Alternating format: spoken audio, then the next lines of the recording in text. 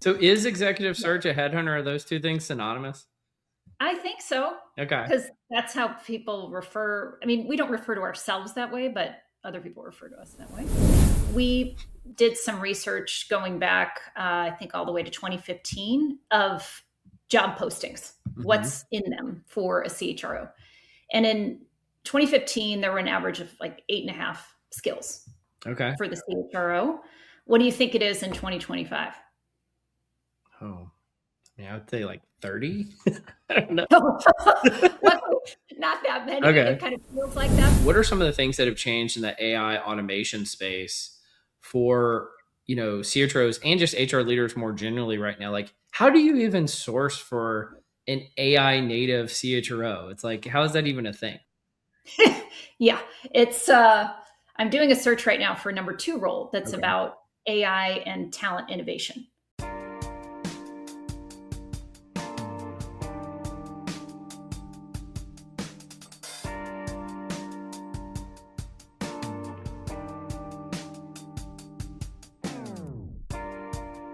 Welcome to Directionally Correct, a people analytics podcast with your host, Cole Napper, and today's guest, Jennifer Wilson, partner and co-head of the HR offices practice at Heidrick Struggles. Hey, Directionally Correct fans. This podcast is dedicated to you to help democratize people intelligence for the world of work. If you're looking to support the podcast, please make sure to listen weekly, subscribe to the Directionally Correct Substack newsletter, sign up for the Data-Driven HR Academy at datadrivenhracademy.com, purchase Cole's book, People Analytics, or check out everything else at colenapper.com. Before we get into it, a quick word about HR Bench, the company powering this podcast. When we all started in people analytics, we wanted to do strategic work, building predictive models, workforce planning, advising the C-suite, and most of all, quantifying the impact for the business. Instead, we spend months building dashboards and reports that should already exist. HR Bench eliminates that entire phase. Your HRIS connects, your metrics calculate, your benchmarks populate. This is not novel. This is day 1, not quarter 2. That means skipping straight to prescriptive analysis, storytelling, and taking action for the business. Want to learn more? Book a demo at hrbench.com/directionallycorrect. Find out more about the company powering this podcast and building the future of people intelligence. As always, all opinions are our own, and thanks for being a listener. Well, Jennifer, thank you so much for joining me today. Thanks for having me. Yeah. Nice to be here. One of the things that I have admired about you and the organization you represent at Heidrick Struggles is the work that you guys do to support not just doing, the work of executive recruiting for any industry, but specifically for the HR industry, and especially at the CHRO or the chief people officer level. First of all, how did you get into that space? Yeah, it's a bit of a winding road of how I ended up in search. And I'll tell you, I didn't even know what executive recruiting was until I was probably 35.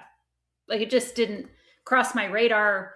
My parents weren't in that space. My mom was a psychologist. My dad's an engineer. So I knew what headhunters were, but I didn't necessarily associate myself with like, oh, I could be a headhunter someday. So is executive search a headhunter? Are those two things synonymous? I think so. Okay. Because that's how people refer. I mean, we don't refer to ourselves that way, but other people refer to us that way. And I did a few things before business school, but I'll just speed up. Sure. So after business school, was very interested in getting into management consulting. I thought the variety would be interesting. Great way to keep learning. So did that for 10-ish years, many of which were in Hong Kong. And that was another fascinating layer because I was working with mainly European and American companies that were trying to expand or even just enter China at the time. And these were through the high growth days. Yeah. It was like 2007 when we arrived there. So just an incredible opportunity to see the world from that vantage point. But I noticed, even though the strategy projects were interesting, I was very much drawn to the organizational design types of projects, the people projects, the culture projects. And the firm I was with at the time didn't do that much of that. And then the headhunters started calling and saying, have you ever thought about executive search? And I said, well, tell me more about it. I haven't. And got increasingly interested. And when we moved back to the US in 2018, had this opportunity with Heidrick that was an incredible blend of my background, because I had the chance to come in under the head of the practice at the time, who had been a CHRO, has been a CHRO since. And he said, I'll teach you what you need to know about what great HR looks like, and I'll teach you how to do search. And so it's just an amazing opportunity coming back after being abroad for 10 years. And what I have found is that the profession is really a daily study of leadership. And I love that about it. Yeah. Well, that's so amazing. Like, one of the things I give your firm in particular credit for is being very, research oriented in terms of trying to know like what's going on in the CHRO space. Obviously, right now is a very transformative time.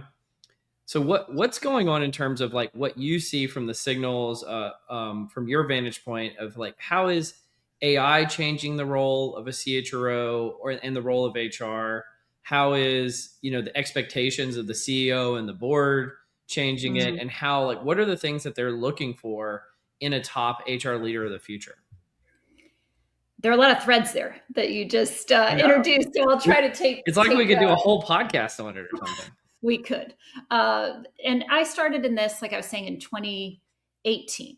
And already the talk was about, I need a strategic business partner. I need somebody who can influence across the C-suite. I mean, those types of things are the same as now, maybe amplified a bit. But now we hear more the words across enterprise leader.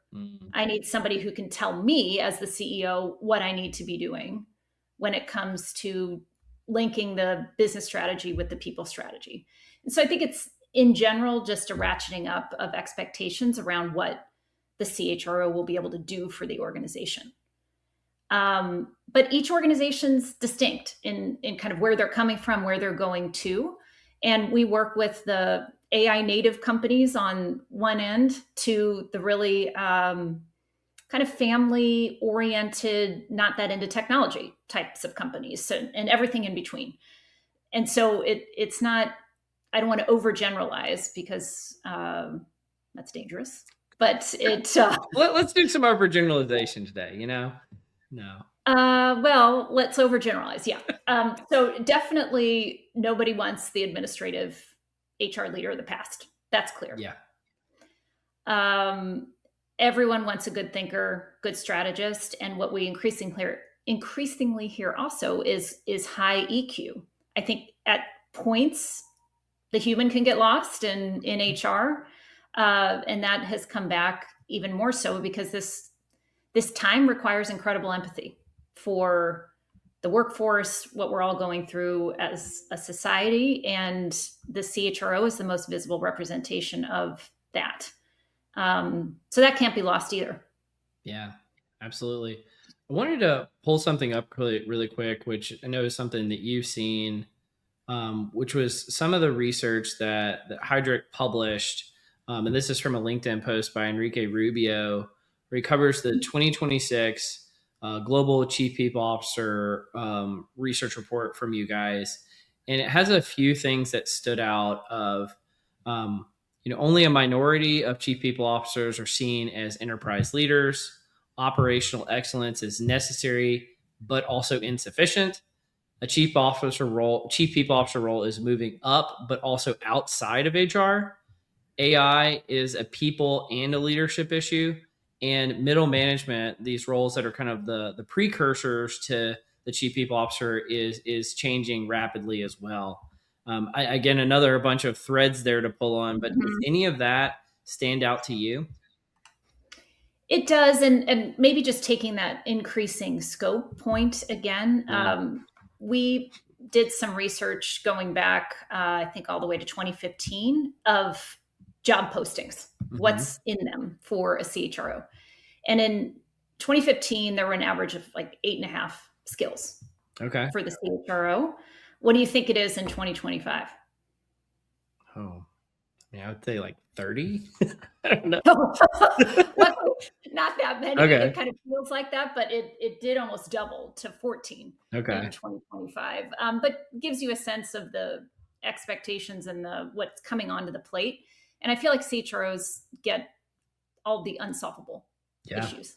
Like figure out the hardest problems to solve that are human problems, from diversity to AI adoption to crisis management that often ends up with the CHRO. Well, and thinking along those lines, like what are some of those newer skills? And I know one of the things that we talked about prepping for this is like how there are some challenges from moving from the number two level in HR, like the VP or the SVP level, to truly being that CHRO or the chief people officer, and like what's holding the field back. Yeah, we'll start with the first part of that. Yeah. So the skills that we're seeing, the new skills, if you will, but I think many of these are timeless, but the ones most prioritized by top performing CEOs, first AI, automation, and digital enablement. And I want to come back to that because there we can talk Yes. Let's a lot please about do. that. Second is CEO advisory. So this consigliere point. Ethics and integrity is another. And then back more on the core skills, succession planning. And I think that has ratcheted up the last 2 years, also just demographically where we are Mm, of CEOs getting older. Organizational design, that also has a relation to AI, of course. yeah. Workforce planning and workforce restructuring. So Mm. those skills are what we're seeing as more the leading edge skills that CEOs want. Okay. Versus Can I make a comment about that? Because going back to your point about starting in the field in 2018, I don't think any of those skills were like the top thing that, a future aspiring CHRO was told that they need to be building. Maybe org design from like an M&A yeah, standpoint or something like that. But it's a good point. Yeah, I mean ethics and integrity oh, yeah, clearly, sure. but CEO advisor, yes. Yeah. But I agree. Like AI wasn't even on the map. Mm-hmm. Succession planning still was being triggered by somebody else, Mm-hmm. not necessarily CHRO. And now they're at the best companies. The CHROs are really leading that process along with the board. Um, yeah, no, it's a good observation. Well, let's dig into, because like again, no CHROs were talking about AI in 2018, unless they were very, very rare.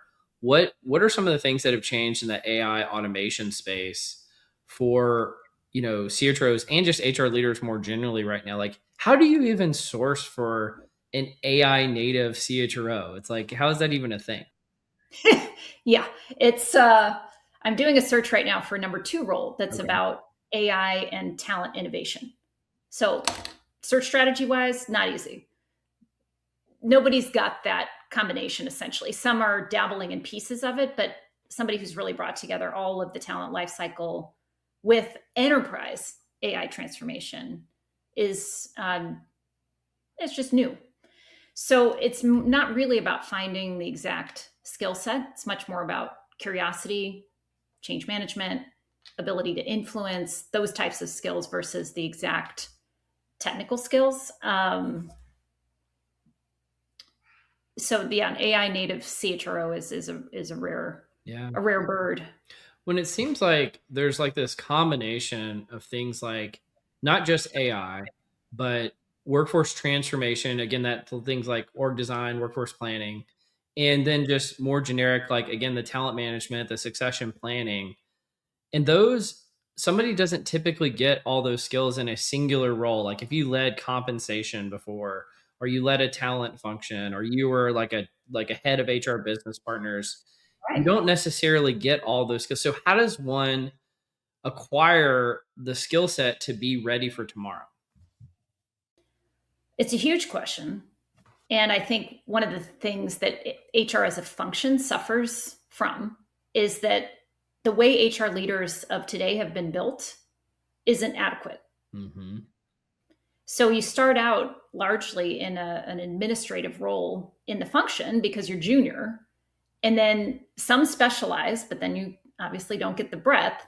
And then the ones that move through the functions and don't do like a more of a business centric one end up with a reputation of being a corporate HR person, unable to influence the business. So it's tricky. And I think it's sort of beyond the scope of probably what I should be talking about HR career paths, but that's what we see though as a consequence in the executive leadership layer is, to your point, many haven't been groomed to take on these kinds of challenges. Well, many people are even, they're Mm. even coming in from outside of the HR function, or they're getting critical experiences outside of HR. And that seems to be a trend that's been increasing in the last few years as well, too, right? Yes, some are. I think it's from a data perspective, maybe 6% of current Fortune 1000 sitting CHROs have no HR background. Okay. Maybe another 30% have a blended background. Mm-hmm. But there are other ways to slice it. Like people who start in management consulting and then get into HR are often attractive to CEOs because they think, oh, they must have some stronger than average business acumen. Yeah. And so it's collecting the right kinds of experiences, and that takes so long. It takes decades. And so what do we do now is the big question of how do you get this next layer of leadership ready? And you were asking a number 2 question before. You're almost always in a functional space until you're the number 1. Yep. Where you suddenly become enterprise wide. There are exceptions to that if you're like a divisional business partner, because then you're kind of leading across the organization of that division or that geography. But otherwise, really hard to get that experience. And so it's a totally different job to go from number 2 to number 1. Well, you're teeing me up for something. You're not realizing it. So I'm very curious. So there's research and then there's me search about like me and, what's going on in my own world. And I'm always very curious about people analytics in particular as part of the HR function. And one of my common riffs has always been one of the few roles in HR that sees from the same vantage point as the CHRO is whoever's leading people analytics, because they're responsible for providing data across all the centers of excellence to the HR business partners, ideally working with the business directly as well, and the shared services that are going on. And so it's one of the few leaders that actually has the same kind of care abouts as the CHRO. So one of the big questions I wanted to have for you today is, does people analytics equip you to be a CHRO someday? And if so, why? And if not, what is missing from the equation? I think it absolutely can, but you can't have only done that. There are too many other pieces of HR that you have to master, or almost, you don't have to fully master them in order to rise to that level, both from a just exposure and capability, but I think even, and as importantly, a CEO trusting that you can handle the job. Yes. And so you have to collect those experiences beyond just people analytics. Now, do I wish more CHROs had a stint before in people analytics? Yeah, helpful. For sure, for a data-driven approach to the function. But I think of it more, from my perspective at least, it would be a rotation that you do as an HR leader. Difficult to build a career in data analytics and then take that step, at least today. No, I I think I would even probably go a little bit more radical than what you said, because like one of the things you mentioned earlier is being a consigliere, right? One of the ways that you get that experience in HR is to be an HR business partner. You have to be a trusted advisor to the business. People analytics just doesn't get the reps doing that. It is a missing part of the equation.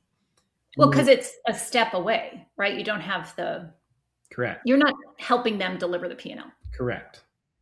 And then the second part is kind of the P&L part, which is just being like the operator. And that could be having a stint in different parts of HR, kind of from that rotational perspective, but also maybe something out in the business. So you actually have some skin in the game via actual accountability, like a P&L for the work that you're doing. And I think most people analytics leaders see it as a singular career track. So I'm just going to get better and better and better at people analytics. And then eventually I'll be a CHRO someday. And it's too linear. Yeah, and there are other ways to skin that cat. Like if somebody wants to broaden from pure people analytics, say if they're at the director level, like why not take on some of the other pieces of HR operations? Mm-hmm. Yeah. Get some shared services experience, and then broaden and think about employee engagement. Like all of this, the service matters to how you're experiencing the company, and that can be a way to maybe transfer into some talent Yeah. aspects and thinking, but probably you have to maybe be more aggressive about managing your own career in people analytics.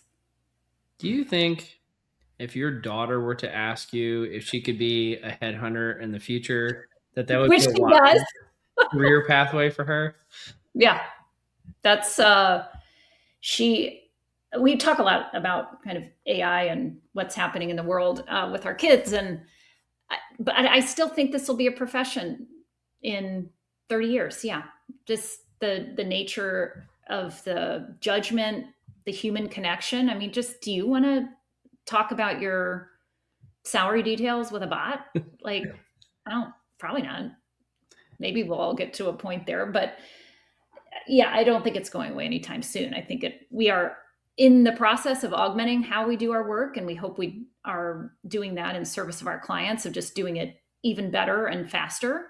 But there's no plan to replace people in our business. I don't think AI is going to do it. I know I told you in prep for the podcast, the concept of a matchmaker or just like a connector, that's existed for time immemorial, right?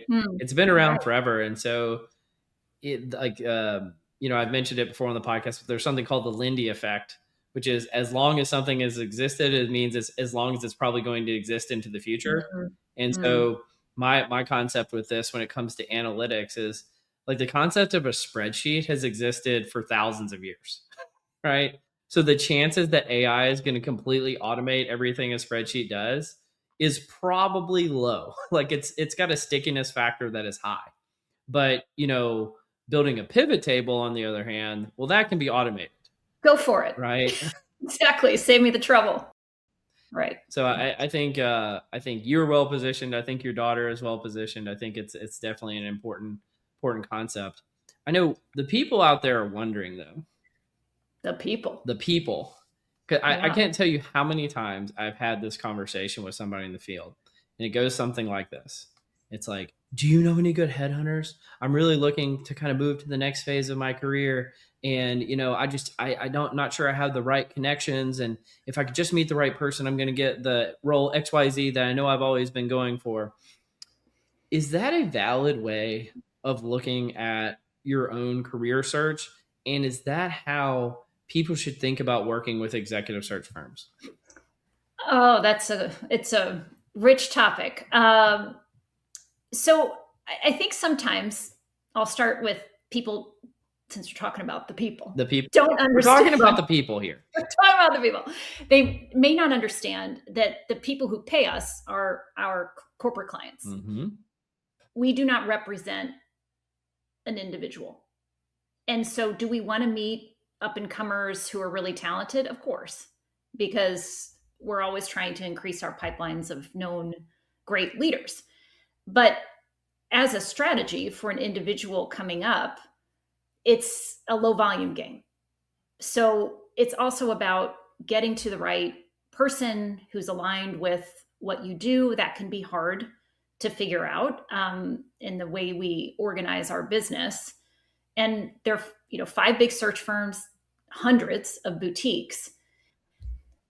So I don't think it's not the strategy. It's part of an overall strategy. You remember this expression came up when social media first came onto the scene, which was, if you're not paying for the product, you are the product.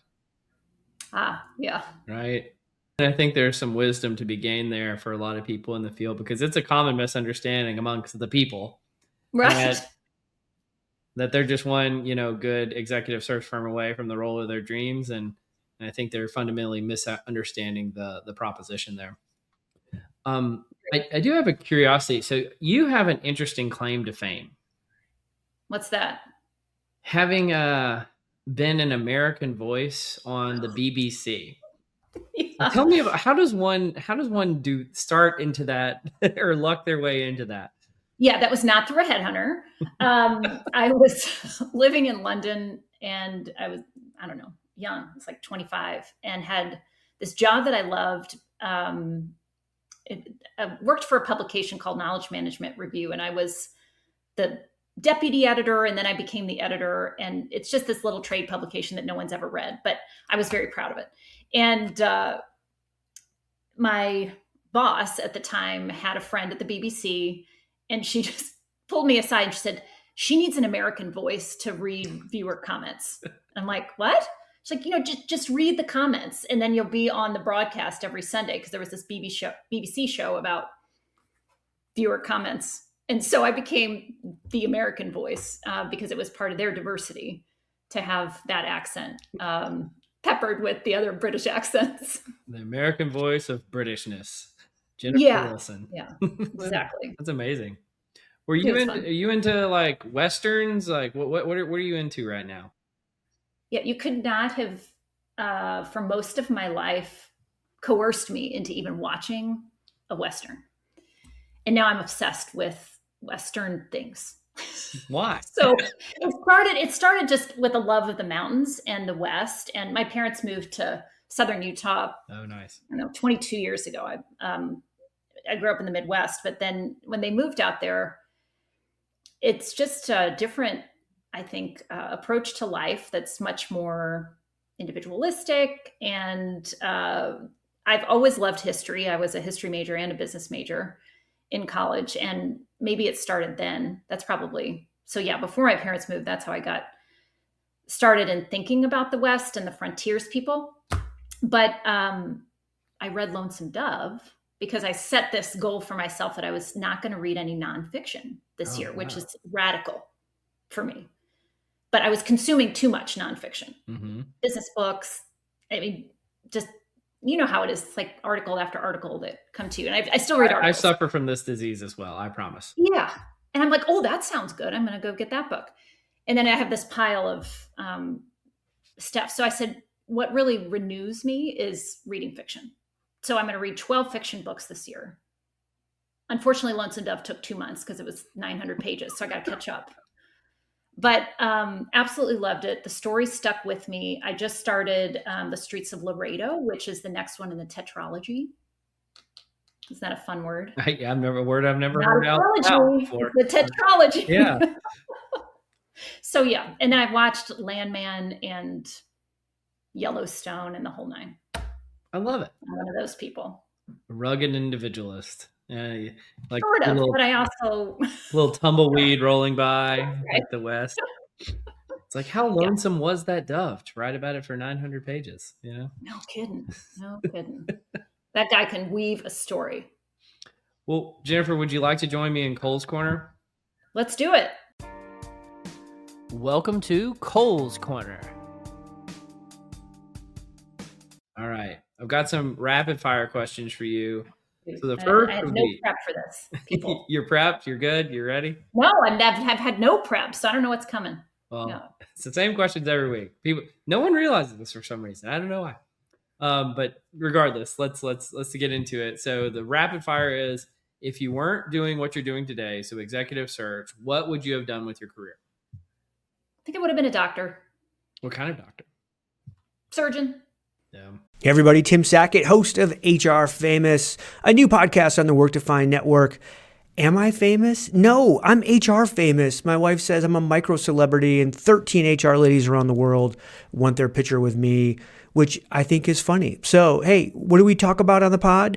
We talk about all the dumb stuff we do in HR in any given day, week, month, and we have fun with it, and we have some great guests. Come check us out. We're not famous. We're HR famous. Well, what's the place you've never been to that you'd most like to go, and why?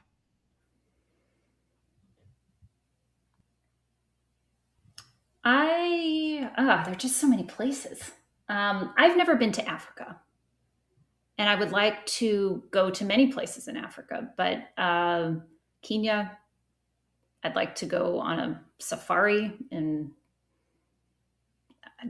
I'm really open anywhere in Africa, but I have not set foot on that continent. Kenya is like the west of Africa, it's not Yes, it's something geographically the about the west, but rugged, it's, same, I guess, like climate or something. the frontier. Yes, the frontier. If you were a character in any book, TV show, or movie, who would you be and why?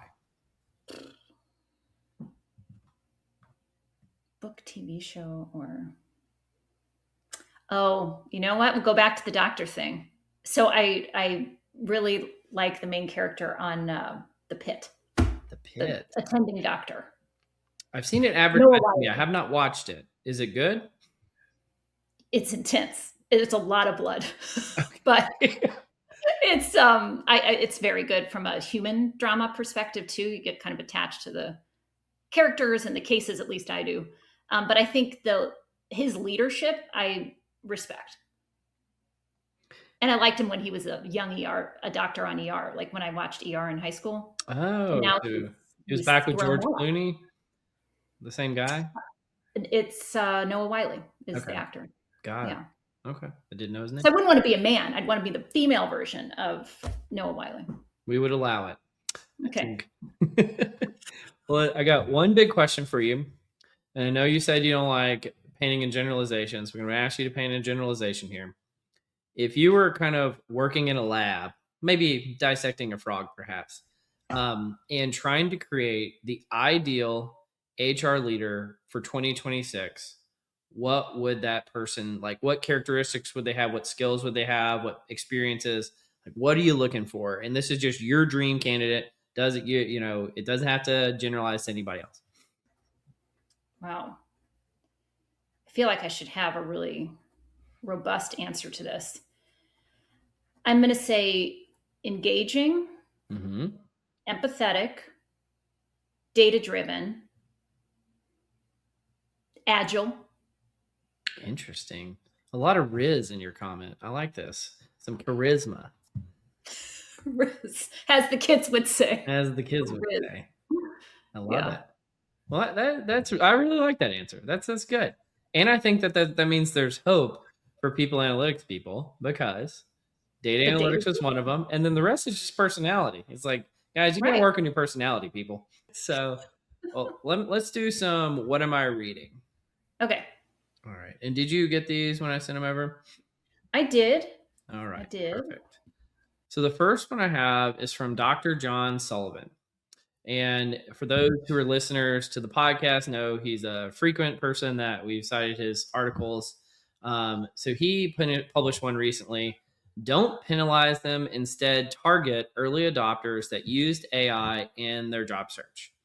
And so I think it's like one of those books you can kind of judge by the title of, he's essentially saying if people are using AI, this isn't something you should be weeding out of their the selection process. This should be something that you're actually selecting for, and that he believes that a lot of organizations and the tools that are out there are actually trying to kind of weed these people out of the process. I'll give my reaction real quick, but I'd love to get your perspective, which is, I think he's misdiagnosing the problem. That it's not necessarily users that are using AI. It's that some people are paying for tools or even paying other people to use AI on their behalf to give them a leg up, so they're not actually demonstrating their own AI usage skills, but they're demonstrating what their wallet can pay for or what a friend of theirs can do on their behalf. And I think that's where a lot of employers are really having issues with the AI usage. Not so much is a person using AI, but what are your thoughts on, you're more on that side of the table. Are you seeing this as a phenomena in the space, and how do you come down on it? Yeah, and I think what he's talking about is a bit different from what we do at the executive level, but I would say I have received what I would call AI slop resumes. Yes. Where I'm like, clearly someone didn't even, like, they barely put any effort into this. And does that make me more, I probably just won't spend much time with that person. When I think according to his argument, he's saying you should be selecting for that. And I would think like that's actually the opposite of, you're not actually demonstrating your AI skills. You're demonstrating very novice levels of skill. Yeah, exactly. Like if you're going to use it well. Yeah. Use it to enhance what you have. Use it to tell a story more compellingly. And at least at the executive level, we're using so many data points on somebody. It's not just about their resume and it's also not how we're selecting for people. I mean, this may be apocryphal, but the leaders who created like the Hogan assessment, it's like one of these tools out there. They always said they actually believe that you should hire the people who are good at faking rather than trying to weed out the people that are good at faking, because they're also demonstrating job relevant skills, right? and that's a pretty controversial belief, but it is a signal of something. And so if you're good at faking your AI usage, you're probably pretty good at AI. Yeah, I just don't, I guess I don't see it as much of a problem maybe as for us, but yeah, I know his argument is more like you should be selecting for it. Sure. It's just, that's not how people are coming into our network. So it's a little bit off. Makes perfect sense. Yeah. All right, let me hit you with the next one really quick.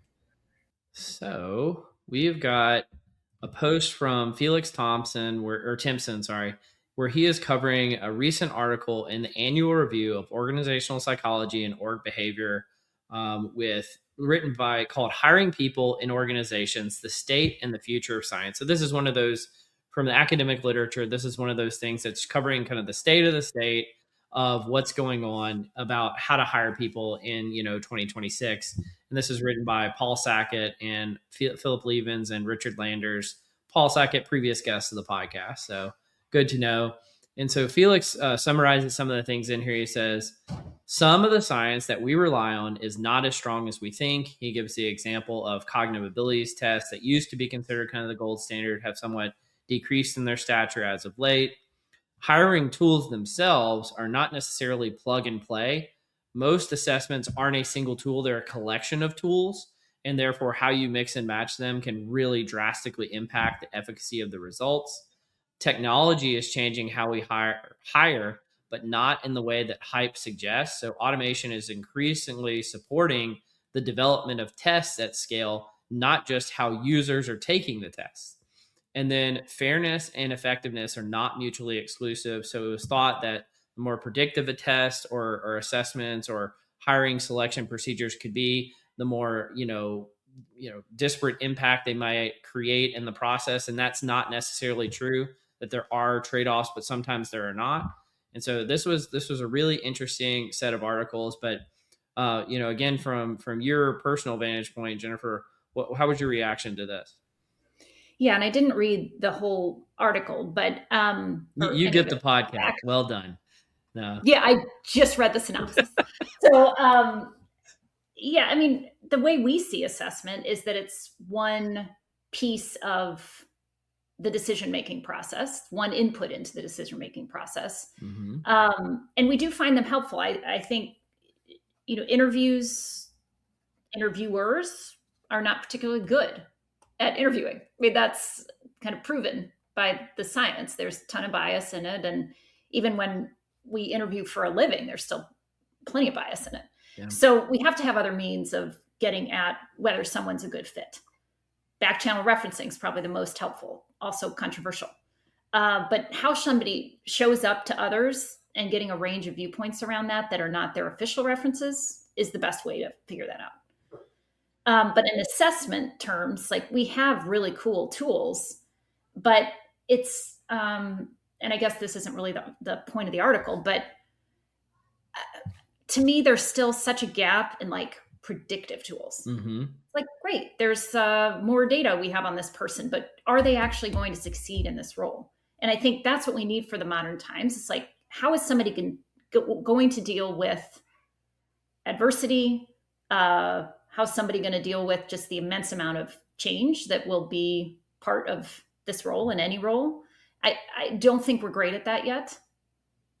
Starting to get there. We have this AI assessment that just came out, and I took it as a user. My palms were sweating. Like, it was hard and intense, because you're like trying to solve a problem and there are all these inputs, and it felt quite real.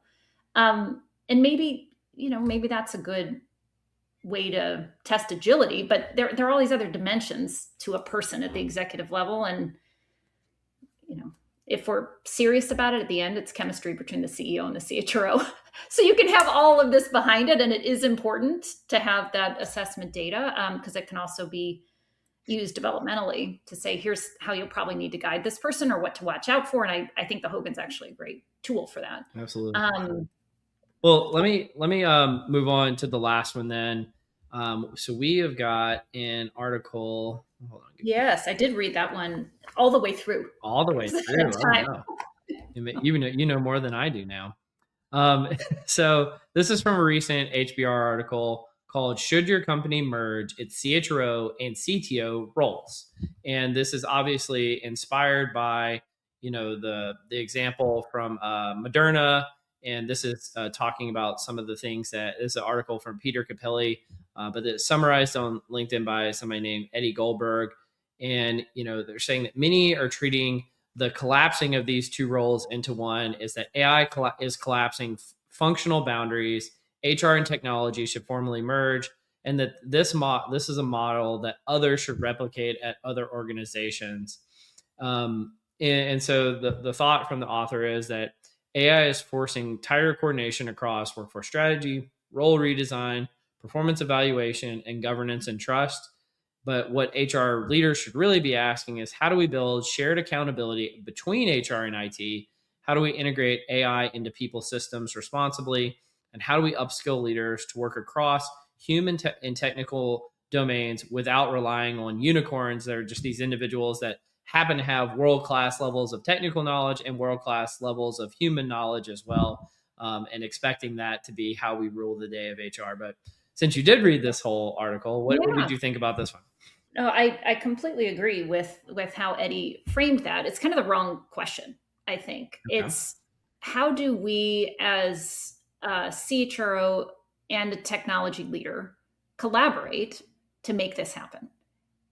It's 80% to me a human issue. Mm-hmm. Probably a lot of tech leaders would disagree with that. Some think it's 100% tech issue. And so I think it's more about how do we work together to implement AI in a way that makes sense for our organization. And the roles are too disparate. I mean, HR is just way complex on its own. Technology is very complex on its own. Like, why try to get all that in one person? There are unicorns like Tracy. Great. Yeah. She can handle both of those roles because she has the background in both. But trying to, I mean, even the article, like, should your company merge the roles? Like, well, for what? Like, what are you trying to solve? If you're trying to not have as many silos, then don't have as many silos. Like, just work together. Yeah. Well, I'll say this, speaking for the people again for a second. Yeah, okay. When and Tracy being the CHRO / CTO of Moderna, when that happened, that created such a stir amongst HR leaders. It was like the talk of everything is like, are we even going to exist anymore? Are we just going to be rolled into IT? Is there any future here? This created quite the buzz. And then, there was the kind of counter swing of the pendulum back to, oh, everything's fine. This is never going to happen. She's just this unique unicorn individual. We don't have anything to worry about. And I think that the truth is somewhere in the middle, which is if you went to like a CHRO staff meeting and a CTO staff meeting, of which I've been to many of both, there's like zero overlap, like in terms of the things that they typically talk about. Now, that said, the technology strategy and the workforce strategy of firms, because of AI, are merging together. And that's weird. It's super weird. And no one is used to it yet. Anybody who says they're used to it is lying, because it's just not typically, we've never looked at technology as a workforce issue, and we've never looked at humans as a technology issue. It's just a different way of looking at things. And so one of the things that I've been talking a lot about lately is how what I call AI workforce transformation is really not only the word of the year for 2026, but probably in the next few years, because this is a weird fundamental shift in how organizations are thinking. And so HR people should not be resting on their laurels at all. But also, I don't think that the merger of these things happening is just going to be like a broader trend that we're going to see everywhere. And this is a chance for HR leaders to, again, step up and shine. Like, use your organizational design and change management skills to co-author this transformation, because in 5 years, our workforces will look different. Whether we like it or not, they will look different.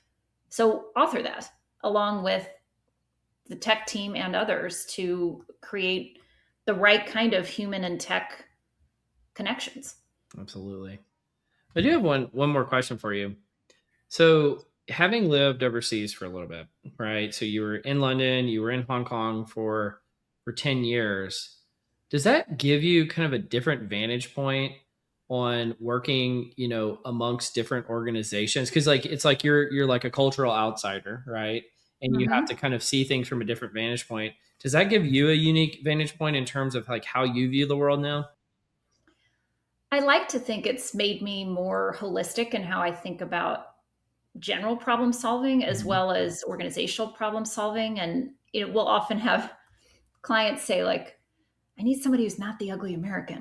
Like, I know what they mean, So Yeah, it's I get it. somebody who has that cross-cultural fluency.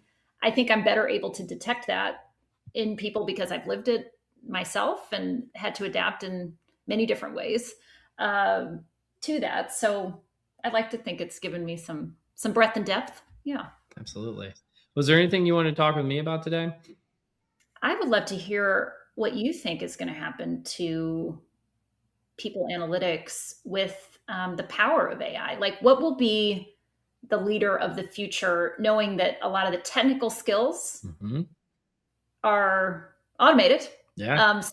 Where's clearly there's judgment and interpretation. But I'm curious what you think will happen to the field. Yeah. I mean, my model, which I learned from a talent leader earlier in my career, her name was Jana. She's amazing. It was always broader, higher, deeper, right? So broader being getting a breadth of experiences across multiple functions, higher being moving up the management ladder, and deeper being gaining more subject matter expertise into your particular area. Many folks in analytics have historically, if they leaned on one of those three more than the others, it was usually deeper, right? And to me, that career pathway is the most tenuous. It used to be the least tenuous and probably the most stable, and the one that gave you, even if you're an analytical person, it's the one that probably gave you the most satisfaction because you got to really, you keep getting to exactly. You get to level up, and to use like video game speak, right? And I think that fundamentally shifts things. But to the conversation, and frankly, my motivation for having you on today is to hear, somebody with your credible expertise and knows what's going on in the world, is to show there's actually a promising future if you lean into more than just being a technical person, right? And the skills that you gain and the experiences that you have, and it's possible. Like when you listed off kind of your dream set of characteristics for an HR leader, those are all possible for somebody in people analytics, like all of them. I don't think any of them are something that is not something a person in the field could not have. And to me, the fact that AI is coming for a lot of the technical work presents our best opportunity in years because of this. And so I've been saying that there's kind of a successor ideology. If people analytics is an ideology, the successor ideology is what I'm calling people intelligence. I'm actually in the process of writing up somewhat of like a manifesto about this of sorts. It might be out by the time this comes out. Don't know. Still working on it. But essentially what it looks like is, if you were to leave what I call like traditional people analytics behind, what does the future look like? And I think it's the combination of taking the best parts and the most value added parts and the most human parts that were left between people analytics, workforce planning, talent intelligence, and behavioral science, and incorporating those into a singular function. And the singular function is solely focused on bringing the value of humans and using technology to show that value, but bringing the value of humans to organizations as we look forward towards the future. And I think that's an exciting future, personally. I like that vision. And I would and I know you implied it, but I would say, and with that wrapper, solving the right business problem. Oh, sure. Yes. That's, if I left that out, that was purely an oversight. Yes, I know. Yeah, exactly. But Jennifer, it has been fantastic having you on as a guest today. If anybody wants to reach out or learn more about the work at Heidrick Struggles, your research, or get connected with you, where can they find you? Yeah, they can find me on our website under my profile, and my email, and I think my landline at work are on there, my Zoom phone. Yeah. So Don't call our landline, people, please. Just email me. It's probably the best way. You know. But thanks for having me. Yeah, this is awesome. Well, you've been listening to Directionally Correct, a People Analytics podcast with your host, Cole Napper, and today's guest, Jennifer Wilson. Thanks for joining me, Jennifer.